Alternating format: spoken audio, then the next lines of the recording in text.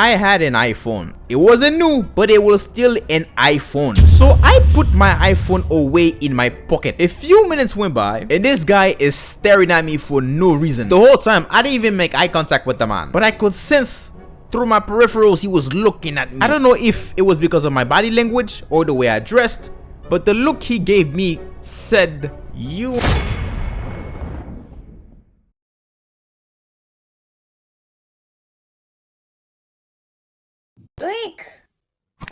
getting lost in the ghetto is not fun. For example, Dave Chappelle says something about that in one of his stand-ups, where he explains the difference between being taken to the hood and actually going to the hood. Huge difference. When you're going to the hood, you mentally prepare your head to see some wild, you know what I mean? It's like going on a safari or something. That way you can brag about how tough you are to your privileged friends.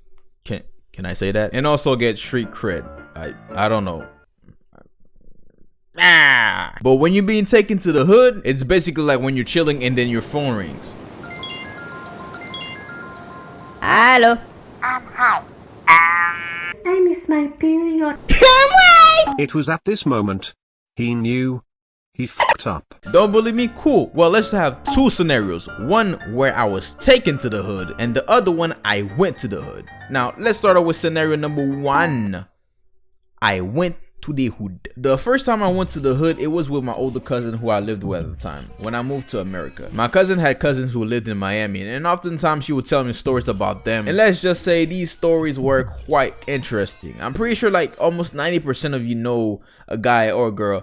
Well, no, okay, mostly girls. You know when girls get aggravated with someone, mostly their boyfriend, and they get all in their feelings and they go like, oh, I'ma call my brother on you. My brother crazy.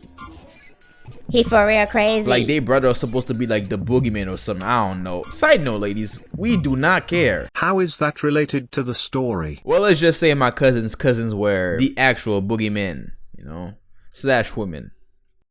They were hood niggas is what I'm trying to say. To some people, these stories were disturbing. But to me, nah. Like I said, street cred. Now, I'm not gonna tell you about the stories because the feds are watching. So I'm gonna let you use your imagination and let it run wild. I really mean it.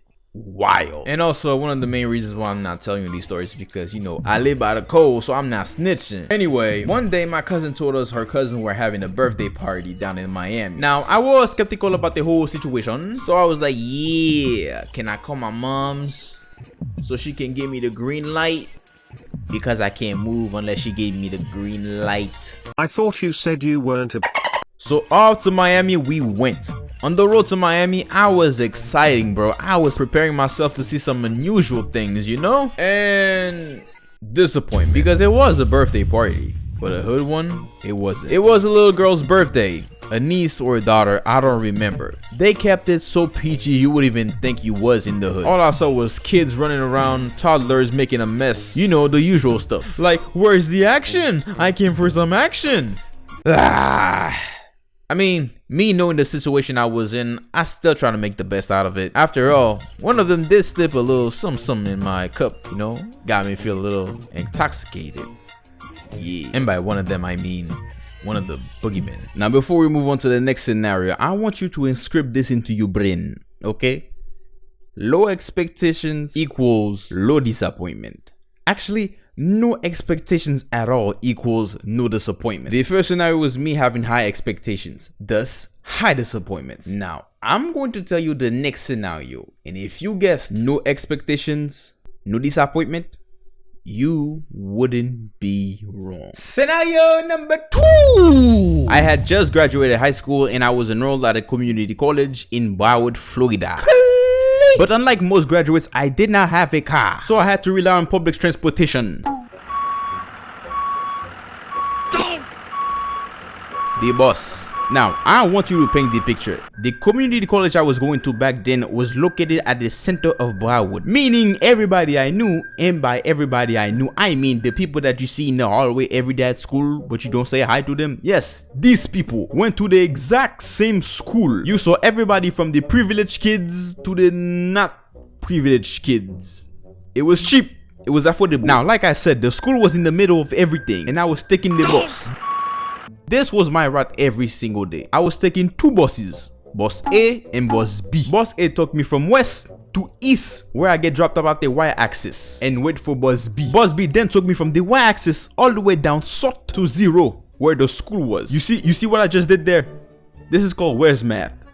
And they said school doesn't teach a thing. You welcome. And when it was time for me to go back home, I would take Bus B when it took me all the way back up to the y-axis, get dropped off, and take Bus A and go straight home. And keep in mind, this is all happening during the first week of college. So I did this trip for like 3 days successfully. On the 4th day, God created the sun, the moon, and the stars. Oops! Wrong story. On the 4th day, I had a late class, and by the time I was done, I ran out to the bus stop only to see Bus B leaving.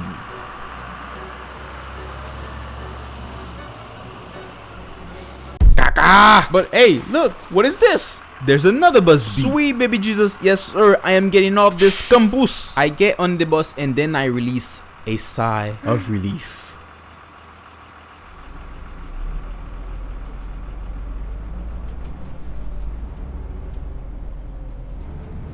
About 10 minutes later, Abes, boss, where are you going? Go back up, back up, back up, back up, back up. I noticed the driver was not taking the usual route. Instead of taking me north, he was going south in the negative y-axis. And you know me, I have this saying, the deeper it gets, the worse it gets. Don't believe me? Well, take the ocean for example, and let me know how that works out for you.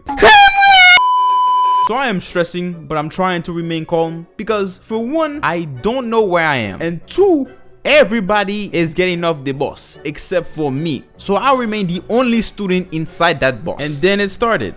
The invasion. I saw a whole lot of people get inside this bus, but they were not your average people. Let's just say you only see them in rap videos for like support. I saw niggas with Christmas trees on their head. I saw girls with Christmas trees on their head. Like if Kodak Black himself got on the bus, I wouldn't be surprised. And at the same time, I was looking at the window. I saw stray dogs, Hey, what up, doors with bullet holes. I think one of the houses had a caution tape around it. I don't remember. And this is when I realized I f***ed up. I was lost in the hood and alone. So my first thought was to call my cousin and ask for directions, but it didn't help with the fact that these people were loud, and on top of that, the bus was piling up like crazy, so there was barely room to breathe.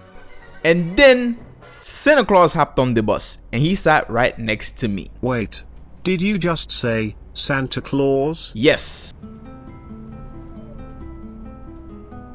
He was wearing a white tank top, a lot of tattoos, held a plastic bag, and his eyes were red, and last but not least, he had grills.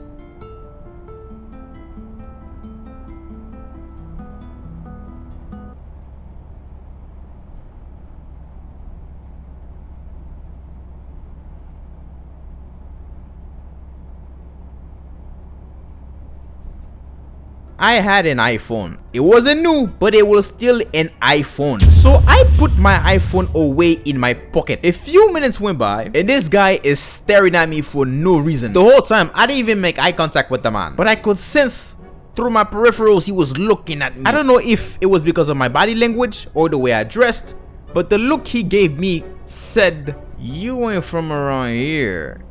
I know. Bro, this nigga stared at me so hard to the point I was like, you know what? I can't do this. I can't do this no more. I'm getting off this bus at the next stop. But there was no next stop. I mean, there was, but each stop was worse than the last. So I just sat there confused. I was like, Yo, Jesus help me, please. So I stayed. I didn't have no choice. Eventually, the bus stopped at a station where everyone got off. Well, mostly. Santa Claus was long gone by that point. Then it hit me. This was the final destination, which means he's going to go back up into the y-axis. So if I can endure this for a little bit more, I should be fine. And that's exactly what happened.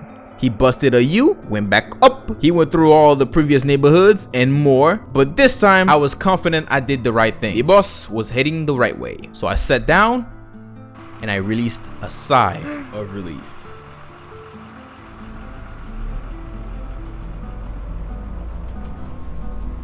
But when it got to the school, however, I hopped out that shit. Nope, that's it for me. And I immediately called my cousin like, "Hi, please come get me." But why didn't you just stay on the bus?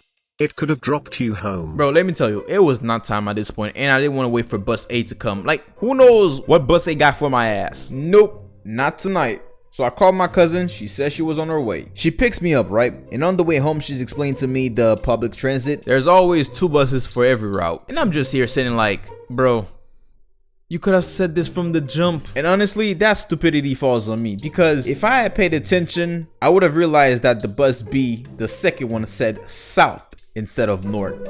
So yeah, and that's the end of this scenario, people.